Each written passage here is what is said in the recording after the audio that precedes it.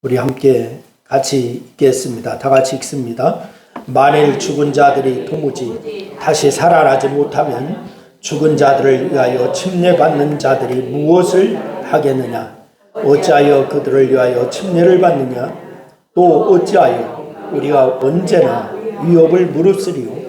형제들아, 내가 그리스도 예수 우리 주 안에서 가진 바 너희에게 대한 나의 자랑을 두고 단언하노니 나는 날마다 죽노라. 내가 사람의 방법으로 에베소에서 맹수와 더불어 싸웠다면 내가 무슨 유익이 있으리요? 죽은 자가 다시 살아나지 못하였다면 내일 먹고 마시지 속지 말라. 악한 동무들은 선한 행실을 더럽히나니 깨어 의를 행하고 죄를 짓지 말라. 하나님을 알지 못하는 자가 있기로 내가 너희를 부끄럽게 하기 위하여 말하노라.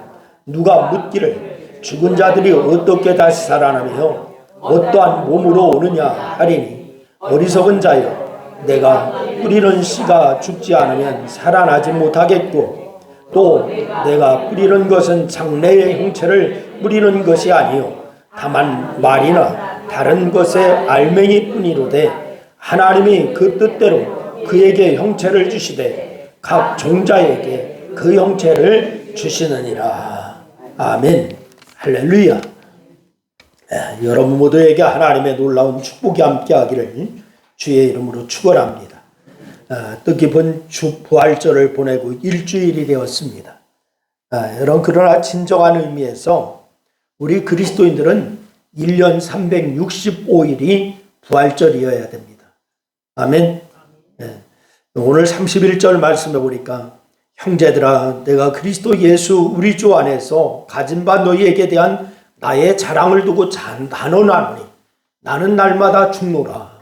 이렇게 말씀하고 있습니다. 여러분, 날마다 죽는다라고 하는 말은 다른 말로 말하면 날마다 부활한다, 이런 말입니다. 여러분, 교회력을 살펴보더라도 부활절 후에 오순절, 성령 강림절까지 6주 동안 부활절 절기를 지키고 있습니다. 그래서 기독교는 예수 그리스도의 부활 위에 세워진 줄로 믿으시기를 바랍니다. 그래서 그리스도의 부활이 없는 기독교는 상상조차 할 수가 없는 것입니다. 여러분, 그래서 오늘 14절 말씀에 보니까 이렇게 얘기하죠. 우리 한번 읽어볼까요? 다 같이 시작. 그리스도께서 만일 다시 살지 못하셨으면 우리의 전파하는 것도 헛것이요 또 너희 믿음도 헛것이며. 이것을 강조하고 있어요. 여러분, 이토록 부활이 우리에게 중요한 것입니다. 초대교회로부터 지금까지 2000년을 지내오는 동안에 예수님의 부활을 부인하는 사람들이 꾸준히 있었습니다. 사람이 어떻게 죽었다가 사느냐, 말 같은 소리를 해라, 말도 안 된다, 이렇게 부인하는 사람들이 많이 있었습니다. 그러나 예수님의 부활은 이제 부인할 수가 없는 많은 증거들을 가지고 있는 것이 우리 주변에 많이 나타나고 있습니다. 오히려 예수님의 부활을 믿지 않는 사람이 이상한 사람 취급받고 있는 시대입니다. 여러분, 이제 문제는 뭐냐? 예수님의 부활은 믿고 인정하면서도 우리가 부활할 것이라고 하는 점에서는 고개를 가우뚱거리는 사람들이 있다라고 하는 사실이에요. 그래, 예수님은 부활했어. 근데 우리가 부활한다고? 그건 좀 이상한데? 이렇게 생각하는 사람들이 있습니다. 그러나 주님께서 우리에게 말씀하시죠. 요한복음 11장 25절로 26절에 보니까 주님은 뭐라고 말씀하시는 거 아니? 나는 부활이요 생명이니 나를 믿는 자는 죽어도 살겠고 무릇 살아서 나를 믿는 자는 영원히 죽지 아니하리니 이것을 내가 믿느냐? 라고 주님 말씀하셨어요. 여러분, 그래서 그리스도의 부활은 복음의 핵심적인 진리인 줄로 믿으시기를 바랍니다. 그런데 우리는 과연 얼마나 이 부활에 대한 소망을 품고 있는지 우리 스스로 점검해야 합니다. 여러분의 핵심이 부활이다 라고 하는데 우리는 이 부활에 대해서 얼마나 소망을 품고 있는가? 오늘 아침에 여러분 부활 신앙에 대한 내 믿음을 점검하는 이 시간이 될 수 있기를 바랍니다. 여러분, 우선 예수님의 부활을 믿고 있습니까? 그리고 예수님의 부활의 첫 열매라면은 예수님 안에 있는 나도 부활할 것을 여러분 믿으십니까? 여러분 주님의 말씀과 약속을 온전히 받아들인 마음의 밭에서 여러분 자란 믿음의 나무에는 부활의 확신이라고 하는 아주 튼튼한 열매를 맺게 되는 줄로 믿으시기를 바랍니다. 예수님의 제자 도마는요, 뒤늦게 제자들을 만나서 예수님의 부활하셨다는 소식을 들었습니다. 예수님이 부활하셔서 제자들의 모임 가운데 오셨는데 그때 도마가 없었어요. 근데 뒤늦게 도마가 왔습니다. 그건 믿음을 받아들이지 못하고 증거를 요구합니다. 예수님이 부활하셨다고? 나는 보지 아니하고는 믿지 못하겠는데, 내 눈으로 확인하고 내 손으로 그 못자국을 만져보지 아니하고는 나는 도무지 믿지 못하겠어. 도마는 그렇게 얘기합니다. 손으로 못자국 난 예수님의 손과 창에 찔린 옆구리를 만져보게 예수님이 그렇게 하셨습니다. 그리고 예수님의 부활을 믿지 못하겠다고 의심한 도마에게 믿음이 없는 자가 되지 말고 믿는 자가 되라 예수님이 당부하십니다. 그러면서 보지 못하고 믿는 자는 보지 못하고 믿는 자가 복이 있도다 라고 말씀하시죠. 그래서 히브리서 11장 1절에 말씀해 보니까 믿음은 바라는 것들의 실상이요 보이지 않는 것들의 증거니 라고 말씀하십니다. 여러분 히브리서 기자의 말씀을 입증하신 거예요. 주님은 의심 많은 도마와 같이 내 눈으로 보지 않고 내 귀로 듣지 않고 내 손으로 만지지 않으면 의심부터 하는 어리석고 연약한 우리의 믿음을 되돌아보기를 원하십니다. 여러분 예수님의 거룩하신 모습이나 진리의 음성이나 의로운 행하심을 내 눈과 귀로 직접 보고 듣지 못해도 흔들림 없이 견고한 믿음의 소유자가 지혜롭고 복된 성도임을 믿으시기를 바랍니다. 여러분 다 그런 성도가 되기를 주의 이름으로 축원합니다. 예수님께서 도마에게 믿음 없는 자가 되지 말고 믿는 자가 되라라고 당부하신 말씀을 듣고 도마가 고백하는 말이 있어요. 요한복음 20장 28절 말씀에 도마가 이렇게 합니다. 우리 다 같이 한번 읽어봅니다. 다 같이 시작. 나의 주님이시요 나의 하나님이시니이다. 아멘. 나의 주님이시요 나의 하나님이십니다. 여러분도 이런 고백이 여러분의 고백이십니까? 나의 주님이시요 나의 하나님이십니다. 뒤늦은 도마의 신앙 고백이 도마의 꽃만이 아닌 여러분의 신앙 고백이 되어서 여러분 계속 메아리쳐 울릴 수 있기를 주의 이름으로 축원합니다. 우리의 가장 큰 소망인 영원한 생명인 예수님이 하나님의 아들이심을 믿는 자에게만 주시는 은혜와 사랑인 줄로 믿으시기를 바라요. 내 자리는 이 세상의 어느 곳에 있으며 무엇을 내야 하고 무엇을 금해야 하는지 내 인생을 주관하시는 주님이 정해주시는 곳에 가라고 하면은 가는 그곳, 오라 하면 오는 그곳, 그 자리가 내 인생, 내 삶의 현주소가 되어야 되는 줄로 여러분 믿으시기를 바랍니다. 여러분 그래서 오늘은 주님께서 부활하신 후에 첫 번째 주일입니다. 지금 나 자신은 확고한 부활 신앙을 가지고 있는지 아니면 아직도 부활의 확신을 갖지 못하고 신앙적으로 우왕좌왕하고 있는지 스스로 여러분 돌아보는 시간이 될 수 있기를 바라고 여러분 다시 한번 오늘 이 예배를 통하여서 여러분의 부활 신앙으로 다시 한번 정립하는 이 시간이 될 수 있기를 주의 이름으로 축원합니다. 이런 부활 신앙 누가 그냥 가져다 주는 선물이 아닌 거예요. 여러분 자신이 주님께서 부활하셨음을 확실히 믿고 자기 자신의 생활을 변화시키는 것, 이것이 여러분 부활 신앙인 줄로 믿으시기를 바랍니다. 여러분 부활의 확신이 있는 사람은 환난과 핍박을 두려워하지 않습니다. 부활의 확신이 있는 사람은 원수마귀를 무서워하지 않습니다. 부활의 확신이 있는 사람은 죽음을 겁내지 않습니다. 여러분 그래서 부활의 확신이 있는 사람, 매사에 자신감이 있고 난 항상 승리할 것을 믿는 사람인 줄로 믿으시기를 바랍니다. 부활의 확신으로 때마다 일마다 승리하기를 부활하신 우리 주님의 이름으로 축원합니다. 그래서 오늘 같이 말씀을 나눌 것의 첫 번째는 사도 바울의 부활신앙에 대해서 같이 말씀을 나누려고 합니다. 여러분, 고린도 교회에는 죽은 자를 위하여 대신 침례를 받는 잘못된 관습이 남아 있었습니다. 이 관습이 지금도 천주교에 남아 있어요. 중세 시대에도 그래서 면죄를 하는 그러한 근거가 여기에 있었습니다. 여러분, 이것은 성경을 잘못 가르친 초대교회 때부터 이어져 왔습니다. 사도 바울은 오늘의 말씀을 통하여서 이 잘못을 지적하고 있습니다. 히브리서 9장 27절 말씀해 보니까 이렇게 얘기합니다. 우리 다 같이 한번 읽습니다. 히브리서 9장 27절 말씀 시작. 한 번 죽는 것은 사람에게 정하신 것이요 그 후에는 심판이 있으리니. 여러분, 사람이 죽으면은 즉시 구원과 심판으로 나누어지는 거예요. 믿으십니까? 여러분, 그 중간에 회색지대는 없는 겁니다. 또 전국으로 옮겨질 수 있는 제2의 회개할 기한이나 대기 장소가 없다라고 하는 사실을 성경은 우리에게 계속적으로 증거하고 있습니다.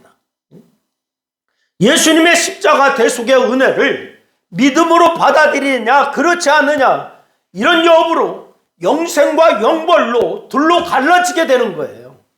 여러분, 그래서 성도들은 장례식에서요, 여러분 쓰는 단어도 조심해야 합니다. 흔히들 많은 사람들이 쓰는 장례식이 났다 그러면 인사할 때 뭐라고 그래요? 고인의 명복을 빕니다. 이런 단어를 많이 써요. 그런데 이 성도는 이 인사를 해서는 안 됩니다. 유족에게 삼가 조의를 표합니다 라고 위로할 수는 있어도 죽은 자에 대한 말할 필요가 있다 없다? 없습니다. 그래서 고인의 명복을 봅니다, 이것은요, 여러분, 성경적이지가 않습니다.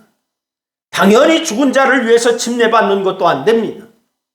아무 의미가 없음에도 그 본인이나 주위 사람에게 마치 죽은 후에 제2의 기회가 있는 것처럼 여겨지기 때문에 그렇습니다. 여전히 죄의 본성이 살아있고 종족 죄를 범하는 인간 신자가 대신 침례받았다고 이미 심판으로 떨어져 있는 자를 구원할 수가 있습니까? 없습니까? 없는 겁니다. 여러분, 그래서 아예 이건 어불성설이에요. 죄인의 구원과 심판은 전적으로 하나님의 주권에 달려있는 거예요. 그래서 성령이 역사하여서 예수님의 십자가 대속의 의가 덧입혀질 때만 구원받을 수가 있는 줄로 믿으시기를 바랍니다. 장례식에 가면 가끔 저는 얼굴이 민망할 때가 있어요. 어느 때냐면은 교회에서 하안을 보내왔다라고 하는데 삼가 고인의 명복을 빕니다 이렇게 써 있는 곳도 있더라고. 저는 교회에서 화환을 보내면서 조화를 보내면서도 삼가 고인의 명복을 빕니다 이렇게 쓰는 것은 이건 성경적이지가 않습니다. 여러분, 성도들도 이제 장례식에 위로의 말을 전한다고 고인의 명복을 빕니다, 이것은 절대 안 되는 얘기예요. 그래서 성령이 역사하여서 예수님의 십자가 대속의 의가 덧입혀질 때만 구원받을 수가 있는 줄로 믿으시기를 바랍니다.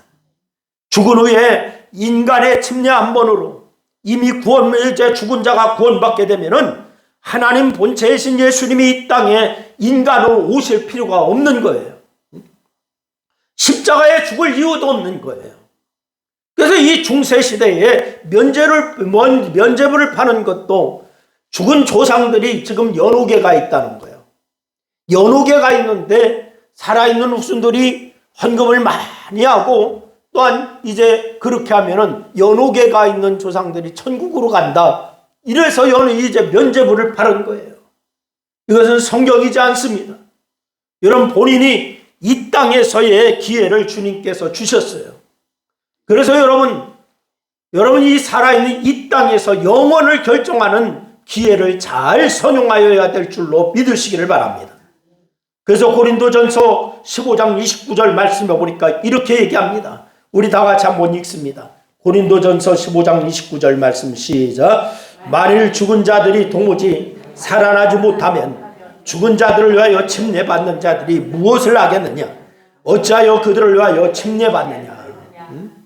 여러분, 오늘 본문은 마치 죽은 자를 위하여 산 신자가 침례받아야 하고 그러면 다시 산다라고 하는 의미로 여겨지고 그렇게 받아들일 오해의 소지가 있습니다. 그러나 오늘 본문의 원문을 살펴보면은 다른 의미를 우리가 발견할 수가 있어요. 어떤 의미냐? 즉 주님 안에서 죽은 자들의 부활을 믿지 못하면은 침례 자체의 의미가 없어진다, 이 말이에요. 여러분, 사도 바울은 죽으신 예수님의 부활에 대한 확실성을 논증하고 있습니다. 이것이 바울의 신앙입니다. 바울은 예수님의 행적과 말씀에 관해서는 인용은 물론이고 해석이나 언급조차 거의 하지 않았어요. 그럼에도 불구하고 예수 그리스도와 아버지 하나님과 성령의 인도하시는 사역에 관해서 이 복음서보다도 더 복음적인 이해로 넘쳐나는 그러한 것이 바울 서신에서 우리가 발견할 수가 있습니다. 그래서 바울의 복음은 뭐냐? 오직 예수 그리스도의 십자가 고난과 부활의 증거인 거예요. 주님의 십자가 고난과 부활에 대한 바울의 이해는 완전한 복음, 그 자체로 하나님 나라의 복음을 선포하였다라고 하는 사실인 거예요. 그리고 두 번째는 날마다 죽는 바울의 신앙입니다. 여러분, 바울은 원래 사울이라고 하는 이름이 있었습니다. 사울이라고 하는 말은 큰 자라고 하는 말입니다. 무슨 뜻이 있다고요? 큰 자. 그러나 이 그는 다메섹 도상에서 주님을 만난 후에 작은 자라고 하는 뜻의 바울이 되었습니다. 작은 자, 즉 바울이 된 후에 그의 인생과는 주를 위해서 날마다 죽겠노라 라고 결단으로 살았습니다. 예수님을 만난 후에 나는 날마다 죽노라. 그래서 오늘 본문 31절 말씀해 보니까 이렇게 얘기합니다. 우리 다 같이 한번 읽습니다. 다 같이 시작. 형제들아, 내가 그리스도 예수 우리 주 안에서 가진 바 너희에게 대한 나의 자랑을 두고 단언하노니 나는 날마다 죽노라. 할렐루야. 여러분, 그렇다면은 나는 날마다 죽노라 라고 하는 사도 바울의 이 고백의 의미는 진정 무엇일까요? 날마다 죽는다라고 하는 고백의 의미. 사도 바울은 예수 그리스도의 십자가가 있었기에 날마다 죽을 수가 있었습니다. 여기서 날마다 죽는다라고 하는 의미가 과연 무엇일까? 날마다 사는 것이 여러분 죽도록 힘들다고 하는 탄식의 말이 아닙니다. 아이고 죽겠네, 아이고 죽겠네, 이런 말을 사람들이 많이 하든가요, 안 하든가요? 합니까, 안 합니까? 여러분은 했습니까, 안 했습니까? 했죠. 응? 날마다 사는 것이 죽도록 힘들다, 탄식의 말이 아니에요. 날마다 죽는다라고 하는 말은 날마다 복음을 위해 죽기까지 헌신한다, 이 말입니다. 여러분, 죽겠다라고 하는 탄식이 아니라 여러분 죽는다라고 하는 말이 아니라 날마다 복음을 위해 죽기까지 헌신하는 여러분 될 수 있기를 주의 이름으로 축원합니다. 바울은 날마다 죽는다라고 하는 것이 이 뜻이에요. 날마다 자기를 부인하고 자기의 십자가를 진다, 이 말입니다. 그래서 주님께서도 말씀하시죠. 누구든지 나를 따라오려거든 자기를 부인하고 자기의 뭐를 지고 십자가를 지고 나를 좇을지니라 라고 이렇게 말씀하셨어요. 이것이 주님 안에서 가진 사도 바울의 진정한 자랑이었습니다. 성도 여러분의 생애 속에서 오직 예수 그리스도의 십자가가 자랑거리가 될 수 있기를 주의 이름으로 축원합니다. 세상에서 보이는 기쁨은요, 한계가 있습니다. 하지만 우리 안에 예수 그리스도를 모시고 살 때에는 우리가 아무리 고달파도 하나님이 주시는 그 삶 속에서 날마다 죽노라 담대히 고백할 수가 있는 줄로 믿으시기를 바랍니다. 그렇습니다. 오늘 본문에 나오는 나는 날마다 죽노라 라고 하는 의미, 나는 이제부터 계속해서 예수님의 성품을 닮아가겠노라 라고 하는 강한 결단을 의미하는 거예요. 다 같이 한번 따라합니다. 나는 이제부터 예수님의 성품을 닮아가겠노라. 여러분, 이 바울은 이 고백을 하고 있는 겁니다. 오늘 이 예배를 통하여서 여러분 다시 한번 결단하기를, 나는 날마다 예수님의 성품을 닮아가겠다라고 하는 강한 결단이 세워지는 이 시간이 되기를 주의 이름으로 축원합니다. 이것을 신학적인 용어로 말을 하면은 성화라고 얘기합니다. 뭐라고 얘기한다고요? 성화. 우리가 예수님을 만나고 나서 의인이 되었다라고 합니다. 예수 그리스도를 믿고 나서 의인 되었어요. 우리는 아직도 죄인이지만은 주님의 십자가 보혈로 죄 씻음 받아서 의롭다라고 부름받은 사람이 되었다라고 하는 말입니다. 여러분 다 믿으십니까? 다 그렇게 되었습니까? 의롭다 인정함을 받은 사람은 성화의 삶을 살아가야 하는 거예요. 여러분, 성화라고 하는 것은 내가 매일매일 주님의 그 모습을, 주님의 그 속성을, 그 성품을 닮아가는 것, 이것이 바로 성화입니다. 여러분, 날마다 주님을 닮아가는 여러분이 이런 모습이 있기를 주의 이름으로 축원합니다. 그래서 요한 웨슬리라고 하는 사람은 주님을 한꺼번에 닮아갈 수가 없기 때문에 점진적으로 닮아간다 라고 이렇게 얘기했어요.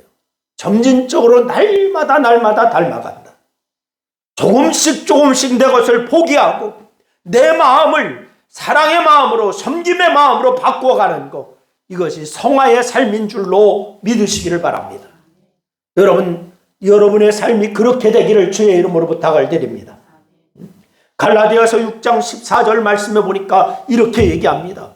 우리 한번 다 같이 한번 읽습니다. 다 같이 시작. 그러나 내게는 우리 주 예수 그리스도의 십자가 외에 결코 자랑할 것이 없으니 그리스도로 말미암아 세상이 나를 대하여 십자가에 못 박히고 내가 또한 세상을 대하여 그러하리라. 여러분, 예수 그리스도의 십자가 외에 결코 자랑할 것이 없다라고 하는 사도 바울의 이 고백처럼 오직 우리 주 예수 그리스도의 십자가만을 자랑하면서 자기의 십자가를 지고 담대히 세상으로 나가는 저와 여러분이 될 수 있기를 주님의 이름으로 간절히 축원합니다. 세 번째는 부활 후의 열매입니다. 여러분, 이 부활 후에는 열매가 있어야 돼요. 이 사도 바울이 주님의 부활이 있었기에 날마다 죽을 수가 있었다라고 말씀을 드렸습니다. 사도 바울의 고백입니다. 여러분, 빌립보서 3장 10절로 11절 말씀입니다. 우리 다 같이 한번 읽습니다. 다 같이 시작. 내가 그리스도와 그 부활의 권능과 그 고난과 참여함을 알고자 하여 그의 죽으심을 본받아 어떻게 해서든지 죽은 자 가운데서 부활에 이르려 하노니. 바울이 어떻게 날마다 죽는 것을 자랑할 수가 있었습니까? 날마다 죽는다, 이거 자랑한다라고 했어요. 세상에서 죽는 것을, 여러분, 사라지는 것이요 허망한 일입니다. 하지만 바울은 주 안에서 날마다 죽으면 날마다 나를 살리시는 은혜를 체험했다라고 했습니다. 여러분, 그렇습니다. 한 알의 밀알이 죽어야 많은 열매를 맺을 수 있다라고 주님 말씀하시지 않습니까? 사도 바울은 이 비밀을 알았기에 어찌하든지 십자가 고난을 겪고서 부활의 권능을 체험했다라고 했어요. 여러분, 사도 바울이 나는 날마다 죽노라 라고 하는 이 고백 속에서 예수님의 증인으로 살겠다라고 하는 뜻이 숨어있는 것입니다. 나는 날마다 죽노라, 나는 예수님의 증인으로 살겠노라, 어떤 고난이 있다 할지라도 나는 헌신하고 주님 앞에 충성하며 복음 전도자로 살겠노라, 이것이 바로 나는 날마다 죽노라, 이 고백 가운데 있는 것입니다. 그가 전에는 율법의 증인이었기 때문에 율법에 어긋난 자를 죽이고 박해하고 남을 고통 속에 빠지게 하는 사람이었습니다. 열심히 특심이었습니다. 율법의 중심에서 살았기 때문에 율법에 반대되는 자 어디든지 쫓아가서 바로 잡아오게 하고 죽이고 고난 가운데 있게 했습니다. 그런 사람이었지만 예수님의 사랑을 받은 후에는 예수님의 증인이 되었습니다. 그런데 오히려 예수님의 증인으로 살겠노라고 결단하자 180도의 삶이 역전되어서 날마다 생명의 이 위협이 그에게 다가왔습니다. 여러분, 삶이 역전되어서, 하지만 그럴 때마다 그는 뭐라고 하느냐? 나는 날마다 죽노라. 이 다짐 속에서 매 순간 꿋꿋이 전진해 나간 것이 바울의 삶이었습니다. 여러분, 사도 바울의 마음속에는 어떠한 생명의 위협이 있을지라도 예수님께서 다시 사신 것처럼 또 그 또한 다시 살 줄을 믿는 확실한 부활신앙이 있었기에 그는 예수의 증인으로 사는데 전혀 주저하지 않았다라고 하는 사실을 기억하시기를 바랍니다.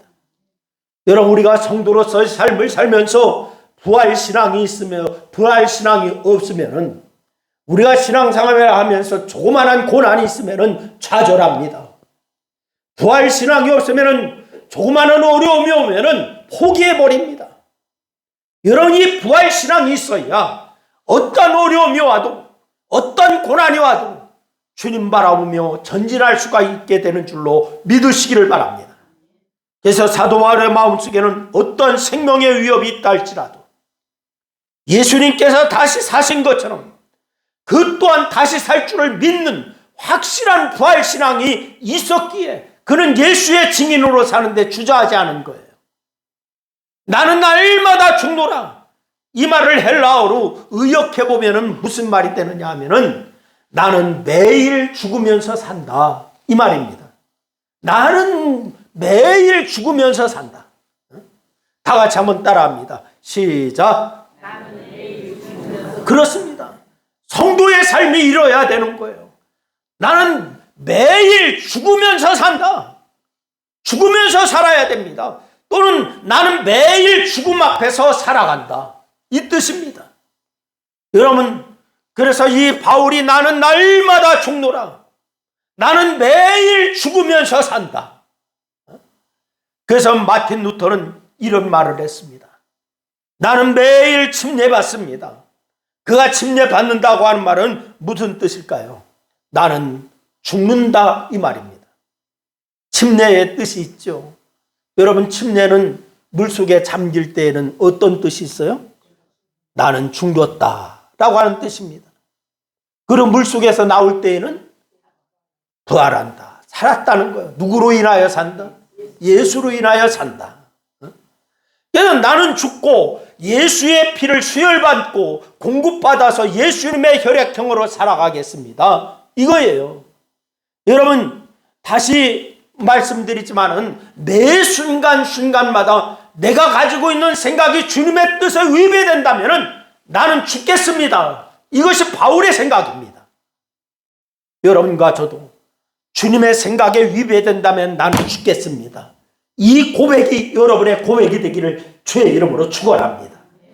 나를 통해서 주님의 뜻이 표현되어지고 주님의 삶이 내 삶을 통해서 행해질 수 있도록 나는 날마다 죽겠습니다. 그렇다면 우리가 진정 침례받았다고 자신 있게 말할 수가 있겠는가? 여러분, 자신을 한번 되돌아보시기를 바랍니다. 우리는 매일매일 율법에 대해서는 죽어야 하고 의에 대해서는 살아야 되는 그런 존재가 성도인 줄로 믿으시기를 바랍니다. 절망에 대해서는 죽어야 하고 소망에 대해서는 살아야 합니다. 우리는 매 순간 깨어져야 합니다. 날마다 내 자아가 부서져야 하는 존재인 줄로 믿으시기를 바랍니다. 내 에고가 파괴되어야 되는 거예요. 내 에고가 파괴되어야 돼요. 그리고 내 속에 주님의 뜻으로 가득 채워져야 되는 삶이 성도의 삶인 줄로 믿으시기를 바랍니다. 내 삶이 진정 주님의 인도하심을 따라 살아가는 인생이 되어야 되는 것. 여러분, 우리가 날마다 죽을 때 우리는 날마다 다시 사는 기쁨을 맛볼 수가 있게 될 줄로 믿으시기를 바랍니다. 그래서 갈라디아서 2장 20절 말씀, 우리가 잘 아는 말씀이에요. 우리 한번 다 같이 한번 크게 읽겠습니다. 다 같이 시작. 내가 그리스도와 함께 십자가에 못 박혔나니 그런즉 이제 내가 산 것이 아니요 오직 내 안에 그리스도께서 사신 것이라. 이제 내가 육체 가운데 사는 것은 나를 사랑하사 나를 위하여 자기 자신을 버리신 하나님의 아들을 믿는 믿음 안에서 사는 것이라. 할렐루야. 날마다 죽은 삶을 통하여서 부활의 은총을 체험하는 거예요. 이런 은총이 여러분이 체험되기를 주의 이름으로 축원합니다. 우리는 주님 안에서 몸의 부활을 믿습니다. 우리가 뿌리는 씨가 죽지 않으면 살아나지 못합니다. 하지만 하나님께서 그 뜻대로 형체를 주시되 각 종자에게 그 형체를 주신다라고 고린도전서 15장 36절로 38절 말씀에 우리에게 분명히 말씀을 주세요. 여러분, 같은 원리로 우리가 주님 안에서 죽으면 부활의 새 생명체로 살아나서 하늘나라의 영광의 자리에 참여하게 될 줄로 믿으시기를 바랍니다. 사랑하는 성도 여러분, 부활의 신앙으로 사는 성도가 되시기를 주의 이름으로 부탁을 드립니다. 세상을 살아가면서 불안할 때 부활의 신앙으로 마음을 안정시키고 위기를 극복하시기를 바랍니다. 절망의 구렁텅이에 빠지면은 부활의 신앙을 날개 삼아서 하늘로 치사 오르시기를 바랍니다. 평안하심을 얻을 수가 있게 됩니다. 여러분, 부활의 신앙으로 주님 품 안에 거하면 평안의 심을 얻어요. 여러분, 그래서 유혹의 덫을 만날 때는 망설이지 말고 부활의 신앙으로 과감히 물리치시기를 바랍니다.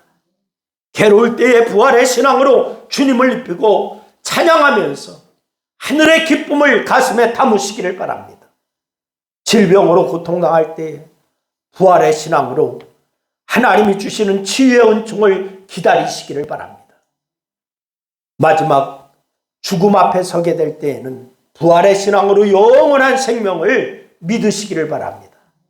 한 줌의 흙, 먼지가 되는 인생이 아니라 여러분 놀랍고 아름다운 천국을 소망하는 성도가 되시기를 주의 이름으로 축원합니다. 부활 신앙으로 장애물도 악한 마귀도 지옥도 공포도 이길 수가 있다고 하는 사실을 믿으시기를 바랍니다. 어느 날 있다가 없어지는 뿌연 안개처럼 여러분 부활 신앙 앞에서는 우리의 괴롭히는 것들이 다 사라지게 될 줄로 믿으시기를 바랍니다. 그래서 부활 신앙이 있는 자는 좌절하지 않는 거예요. 부활 신앙이 있는 자는 오직 승리만 바라봅니다. 주님과 더불어 기뻐할 수가 있습니다. 주님과 더불어 늘 힘차게 전진하는 삶, 이런 삶이 여러분 모두가 다 될 수 있기를 주의 이름으로 축원합니다. 기도하겠습니다. 우리 말씀을 생각하면서 우리 한 2분 동안 합심하여서 함께 같이 기도하십니다. 아버지 하나님, 은혜와 사랑을 고맙고 감사합니다. 믿음은 바라는 것들의 실상이요 보이지 않는 것들의 증거라고 말씀하셨습니다. 하나님, 우리가 부활 신앙을 갖고 오직 주님 바라보며 전진하는 자들이 되게 도와주시기를 원합니다. 나는 부활이요 생명이니 나를 믿는 자는 죽어도 살겠고 무릇 살아서 나를 믿는 자는 영원히 죽지 아니하리니 이것을 내가 믿느냐라고 주님 말씀하셨는데, 하나님, 우리에게 부활 신앙이 없다면 소망도 품을 수가 없습니다. 부활 신앙이 없다면 좌절할 수밖에 없습니다. 부활 신앙이 없다면 우리가 주님 바라보며 우리가 아버지 하나님의 신앙 안에서 굳건히 전진할 수가 없습니다. 우리에게 굳건한 부활 신앙이 있게 하여 주시고 주님 바라보며 늘 승리하는 그런 삶이 저희들의 삶이 되게 하나님 역사하여 주시기를 원합니다. 하나님, 오늘도 아버지 하나님 나의 주님이시오 나의 하나님이시오라고 고백하는 이 도마의 고백이 우리의 고백이 되게 도와주시고, 오직 아버지 하나님 우리가 믿음으로 부활 신앙을 가지고 주님 안에서 평안을 누리게 하시고 어떠한 고난도 이기게 하시고 어떤 마귀도 이기게 하시고 어떠한 고난도 헤쳐나가 승리의 역사를 이룰 수 있도록 하나님 역사하여 주시옵소서. 그래서 아버지 하나님, 내가 그리스도와 함께 십자가에 못 박혔나니 그런즉 이제는 내가 산 것이 아니요 오직 내 안에 그리스도께서 사신 것이라. 이제 내가 육체 가운데 사는 것은 나를 사랑하사 나를 위하여 자기 자신을 버리시는 하나님 아들을 믿는 믿음 안에서 사는 것이라고 하는 신앙의 확고함을 가지고 전진함의 역사가 있게 하나님 역사야 주시옵소서. 오늘도 승리케 하신 아버지를 찬양합니다.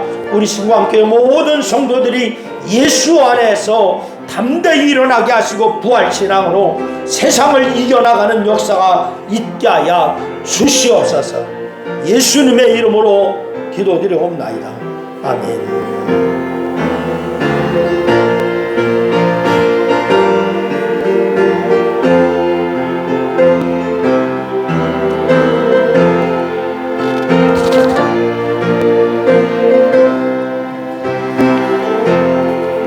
기쁜 소리 들리니 예수 구원하신다. 만민에게 전하라. 예수 구원하신다. 주님 명령하시니 산을 넘고 물 건너 온 세상에 전하라. 예수 구원하신다. 바다들아 외쳐라. 예수 구원하신다. 모든 죄인 나오라. 예수 구원하신다. 모든 소마 일어나 메아리 저울려라. 복음 중에 복음은 예수 구원하신다. 환난 중에 하는 말 예수 구원하신다. 다시 살아나시오. 예수 구원하신다. 지은 죄를 인하여 슬픈 마음이 있어도 숨질 때에 내 할 말 예수 구원하신다. 바람들아 외쳐라. 예수 구원하신다. 기뻐하라 나라들 예수 구원하신다. 구원하는 복음을 산과 들에 전하라. 어뢰들의 승전가 예수 구원하신다. 아멘. 지금은 부활의 주체가 되시는 예수 그리스도의 은혜와 부활의 소망이 되시는 하나님의 사랑과 부활의 확신을 주시는 성령님의 교통하심이 반목과 질시, 절망과 좌절 가운데 살아가는 불쌍한 영혼들의 부활의 참 증인이 되어 삶을 살고자 마음 깊이 결단하며 세상으로 나가는 사랑하는 성도들 무리 위에와 저들의 가정과 직장과 사업과 이 나라 위에 이제로부터 영원토록 함께하옵시기를 축원하옵나이다. 아멘.